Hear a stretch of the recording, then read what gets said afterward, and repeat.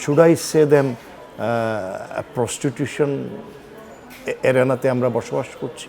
এখন ৬৫ বছর বয়সে এসে এই বাংলাদেশ দেখে যদি আমি বিদায় নিতে হয়, এর চেয়ে বড় দুর্ভাগা সময় আমার জীবনে আর হয়নি। আমরা দুজন বিতর্ক করছি, কিন্তু বাইরে যারা দেখছেন তারা কিন্তু সঠিক দেখছেন কোনটা লাল কোনটা হলুদ।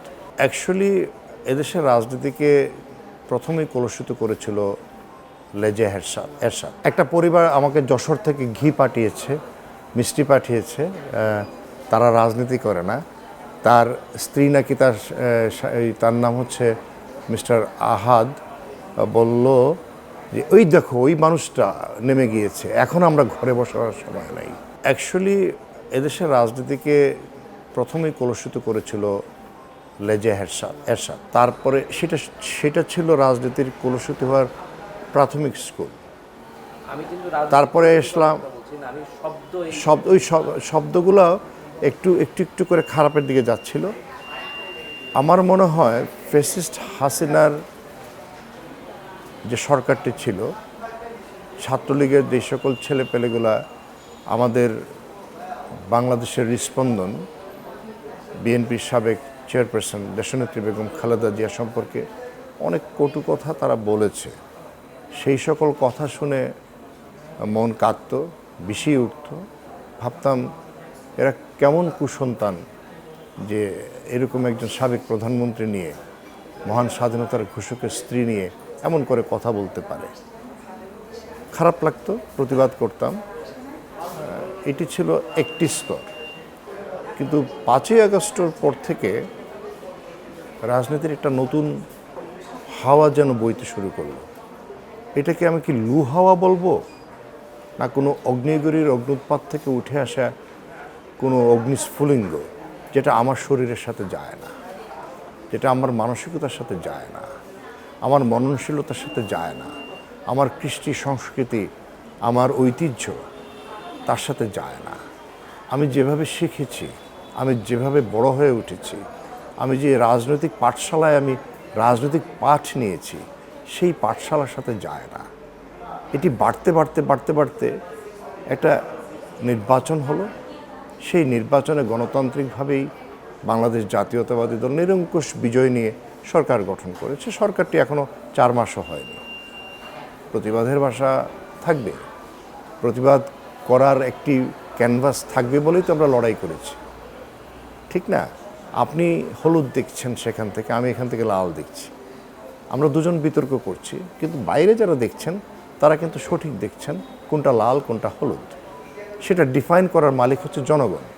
দে will choose which one should be better for the Bangladesh.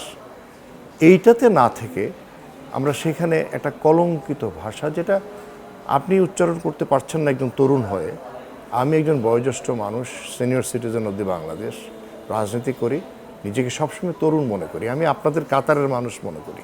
আমি সবসময় বলি আমি 50 পার হওয়ার পর থেকে বলি 50 তরুণ, এখন বলি 65 তরুণ। এখন 65 বছর বয়সে এসে এই বাংলাদেশ দেখে যদি আমি বিদায় নিতে হয়, এর চেয়ে বড় দুর্ভাগা সময় আমার জীবনে আর হয়নি।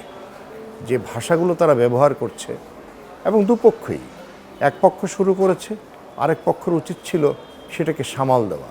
সেটাকে সামাল দিতে না পেরেই কি তারাও উদ্ভ্রান্ত হয়ে গেল, সেই প্রশ্ন আমার মনে জাগে। কিন্তু আমার কথা হচ্ছে, সেই দেখুন, পৃথিবীর সভ্যতার ইতিহাস বলে একটা জাতি এগিয়ে যেতে হলে তার যে তারুণ্য, তার যে তরুণ সমাজ, তার একটা সময় আসে একটা জাতির যে 20 থেকে 45-এর মধ্যে যে সমাজটা, সেই সমাজটা টেক ওভার করে to build up a nation. তো আমাদের সেই সময়টা চলছে। এই জন্য আমার খুব খারাপ লাগে যে যখন আমার দেশটা বিল্ড আপ হবে, যে তারুণ্যের হাত ধরে, সে তরুণ কথা বলতে জানে না, সে তরুণ ভাষা জানে না, সে তরুণ শিষ্টাচার নেই, সে তরুণ এমন একটি ভাষা প্রয়োগ করে যেটি আমার কাছে মনে হয়, should I say them prostitution এরানাতে আমরা বসবাস করছি। আমি কি সেই কথা বলবো? না, আমি এখনও সেই কথা বলবো না। কিন্তু আমার দুঃখ হয় যে এদেরকে যারা নিয়ন্ত্রণ করছেন, তাদের কিন্তু সকলেই আমার মতো সফেদ দাঁড়িয়ে আছে তাদের, হ্যাঁ। সেই সকল নেতৃবৃন্দের কাছে আমি প্রশ্ন করি, আপনি তো একটি ধমক দিয়ে থামিয়ে দিতে পারেন যে আমি একটি ইসলামিক দলের নেতৃত্ব দিচ্ছি, আমাদের এই ভাষা হওয়া উচিত না। ধরুন বাংলাদেশ জাতীয়তাবাদী দল ইসলামী রাজনীতি করে না, তারা যদি এটা করতো তাহলে কি যে কেউ বলতেই পারে তারা কোনো ইসলামের আদর্শের ধারক না বাহক না, তারা এটা কেন করছে, নানান প্রশ্ন আসতে পারে। কিন্তু আমি সফেদ দাড়ি নিয়ে আমি নেতৃত্ব দেব, অথচ আমার ফ্রেন্ডস অ্যান্ড ফলোয়ার্স তারা ইউজ করবে যত জঘন্য কুরুচিপূর্ণ ভাষা, এবং আমার নারী, আমার মা এবং বোন নিয়ে তারা কথা বলে। দেখুন, আমি একজন মানুষ হিসাবে বলি, নারী তো কবিতা, পৃথিবীতে সবচেয়ে সুন্দর না। আমি এই জায়গায় আসছি, যখন আমি নারী নিয়ে কথা বলি, ধরুন নারীকে আমি মা, বোন, আমার স্ত্রী, আমার নানান রূপে তাকে চিত্রায়িত করতে পারি। কিন্তু আমি একজন লেখক, আমি একজন কবিও, আমি নারীকে চিত্রায়িত করি কবিতার মতো। কবিতা কি? কবিতা পৃথিবীর সবচেয়ে সুন্দর যে জিনিস সেটি হচ্ছে কবিতা। তা আমি যদি সেই রকম একটি প্রজন্ম না দেখি, তাহলে আমি কি বলবো আমাদের বাংলাদেশের বিরোধী দল তারা আর রাজনীতি করার মতো তাদের চরিত্র হারিয়েছে? আমি কি প্রশ্নটা করতে পারি? I have been visited Paris and New York. আমি দেখেছি Paris is very cultural city. New York is like তারা বলে নিউ ইয়র্ককে তারা is a cuisine, world cuisine. হ্যাঁ, তো ওয়ার্ল্ড কুজিন যেখানে বলা হয় সেখানে একটা মাল্টিকালচারাল সিস্টেম আছে। প্যারিসে একই অবস্থা। তো আপনি কেমন করে বলবেন, তাদেরকে দায় দিবেন, দোষারোপ করবেন যে সেখান থেকে কোনো কিছু আমদানি হচ্ছে কিনা? না, আমি না দরকার নেই, আমি বুঝে ফেলেছি, নাম ধরার দরকার নেই। এই ভদ্রলোক হচ্ছে কি জানেন, এই ভদ্রলোক জুলাই আগস্ট আন্দোলনের সময় আমার ক্যাপ ছিল, তখন দাড়ি ছিল না, as I am a very strong stout man, সে আমাকে অবসরপ্রাপ্ত সামরিক কর্মকর্তা বলে আমাকে প্রচার করে দিয়েছিল। তার মানে সে একজন মিথ্যাবাদী। আমি তখন অবাক হলাম, আমি ভিডিও ক্লিপসটা দেখে আরে বলছি কি, আমি স্লোগান দিচ্ছি একজন বিএনপি কর্মী, তখন কোথায় ছিল সেই সকল ঘাপটি মেরে থাকা? আমি যখন 6ই জুলাই অথবা 16ই জুলাই, মনে পড়ছে না তারিখটা, আমি যখন বলি যে বৃষ্টি হোক, ঝড় হোক, ভারতীয় সেনাবাহিনী হোক, রুখে দেবে জনগণ, হ্যাঁ, তো সেইটা বলার মতো তো আজকের সেই গুপ্তসুপ্ত বাহিনীর মধ্যে আমি কাউকে পাইনি তখন। হ্যাঁ, যা পেয়েছিলাম রাজপথে ছাত্র পেয়েছিলাম, রাজপথে সাধারণ মা বোন পেয়েছিলাম, ছাত্রী পেয়েছিলাম, হ্যাঁ, বিএনপির নেতাকর্মী পেয়েছিলাম, তাদেরও একটি ছাত্র সংগঠনের ছাত্রদেরকে পেয়েছিলাম। বাস্তব কথা হচ্ছে এটা। কিন্তু সে যখন আমাকে একজন সামরিক কর্মকর্তা বলল, তখন আমি একটু অবাক হলাম। আমি ভাবলাম লোকটা কি পাগল? আমি একজন রাজনৈতিক কর্মীকে সে সামরিক কর্মকর্তা বানাচ্ছে। এখন আমি বুঝতে পারছি সে সবসময় প্রপাগান্ডার কাজ করে গিয়েছে, এবং সেই প্রপাগান্ডা ছিল একটি স্বার্থ হাসিলের জন্য। তার স্বার্থটা নগ্ন, সে নগ্নতায় বিশ্বাসী। আমার কাছে কেন যেন মনে হচ্ছে নগ্ন একটা চিত্রকল্প সে সারাদিন আঁকে, হ্যাঁ, আর রাতে সেটাকে সে ক্যানভাসে তুলে নিয়ে আসে। তা আমার মনে হয় এরা যারা আজকে কথা বলছে সেখান থেকে শিখেছে কিনা আমার জানা নেই, হতেও পারে। আর তিনি যদি আমার কথা শুনে থাকেন, আপনার ইউটিউবে ভাই আমি ছিলাম, হ্যাঁ, আপনার প্রতি আমার ধন্যবাদ জানাচ্ছি, কৃতজ্ঞতা জানাচ্ছি। আপনিও বাংলাদেশের একজন মানুষ, ফিরে আসুন বাংলাদেশের নিজস্ব সংস্কৃতিতে। বাংলাদেশের যে চিত্রায়িত সবুজ আমরা আঁকি আমাদের নয়নে, আমাদের মননে, সেই বাংলাদেশ আমি চাই। এবং আমি বাংলাদেশ জাতীয়তাবাদী দলের একজন কর্মী হিসাবে আমার ভাইদেরকে বলবো, আমার সন্তানদেরকে বলবো যে কুকুর আমার পায়ে কামড় দিয়েছে বলে আমি কুকুরের পায়ে কামড় দেব না। আমরা সভ্যতার বাংলাদেশ চাই। আমরা এমন একটা বাংলাদেশ বিনির্মাণ করতে চাই যে বাংলাদেশ হবে একটি মুক্তাঞ্চল, যেখানে আপন মনে কথা বলবে, তবে শিষ্টাচার থাকবে। These are the slangs used in the America and Europe to some extent. সব জায়গায় সেটা ব্যবহার করে, ইট ইজ নট কারেক্ট।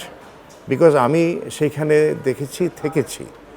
আমরা দেখেছি তারা একটি পরিসরে বসলে, আড্ডায় বসলে একজন বন্ধু তার বন্ধুকে নানানভাবেই সে কথা বলতে পারে, কিন্তু সেটা সামাজিক চিত্ররূপ হতে পারে না। সেটা আমার সামাজিক চিত্ররূপ না। এক, দুই হচ্ছে তারটাই আমাকে দেখতে হবে কেন? আমার নিজস্ব সংস্কৃতি আছে, আমার নিজস্ব চিত্রায়ন আছে, আমার নিজস্ব ভবিষ্যৎ আছে। আমার এই গ্রাম বাংলা থেকে আমি কী শিখেছি, আমার বাবা আমাকে কী শিখিয়েছেন, আমার দাদা আমাকে কী শিখিয়েছেন, আমার মা আমাকে কী শিখিয়েছেন, আমার মার কাছ থেকে আমি যা শিখেছি সেইটাই তো বাংলাদেশ। আমরা সেই বাংলাদেশ করতে চাই। আমরা একটা সুন্দর সবুজ ভবিষ্যতের বাংলাদেশের দিকে এগুতে চাই। এসব কথাবার্তা বন্ধ করতে হবে। এটা বন্ধ করার দায়িত্বটি হচ্ছে আমার মতো সফেদ দাড়িওয়ালা যারা আছেন তারা প্রথম এই কাজটি করতে হবে। না হলে আমরা স্পষ্ট করে বলবো, আপনি ধর্মের নামে একটি ব্যবসা চালু করেছেন। আপনি আসলে ধার্মিক না, আপনি একটা ভণ্ড, আপনি একজন প্রতারক। আর আপনি যদি ধর্মের রাজনীতি করতে চান তাহলে আপনাকে সেটা নিয়ন্ত্রণ করতে হবে। আপনাকে দায়িত্ব নিয়ে নিয়ন্ত্রণ করে আপনি প্রমাণ করুন যে আমরা দায়িত্ব নিয়েছি, আমরা কাজটা করেছি, আমি এখানে করতালি দিয়ে আপনাকে স্বাগত জানাবো। কারণ হচ্ছে কি, মাননীয় প্রধানমন্ত্রী কোনো কথার বিরোধিতা করছেন না। তিনি কেন করবেন? তিনি দেশের প্রধানমন্ত্রী। তিনি এখন আর বিএনপির প্রধানমন্ত্রী না, তিনি বাংলাদেশের প্রধানমন্ত্রী। যারা গালি দিচ্ছে তাদেরও প্রধানমন্ত্রী। সুতরাং তিনি হয়তো ওয়াচ করছেন, বাট আমি as a senior citizen I must humbly request you to the Honorable Prime Minister, take some necessary measures. People are looking forward to see you take a strong, determined administrative scenario in Bangladesh. আমরা সেই বাংলাদেশ চাই, আপনার হাত দিয়ে একটি সুন্দর, শক্তিশালী একটা আইন শৃঙ্খলার সম্পূর্ণ নিয়ন্ত্রণ নেবার জন্য যা যা করণীয় সেটা আমাকে মুখে বলতে হবে না। As a son of the Begum Khaleda Zia and the late martyred President Ziaur Rahman, আপনার রক্তের মধ্যে সেই ধারা বইছে। আমি চাই আপনার দিয়ে বাংলাদেশটি এগিয়ে যাক। আপনি যে কথা বলেছেন মাননীয় প্রধানমন্ত্রী, সবার আগে বাংলাদেশ, ইয়েস, সবার আগে বাংলাদেশ, সবাইকে নিয়ে বাংলাদেশ, আমরা সেই বাংলাদেশ করতে চাই।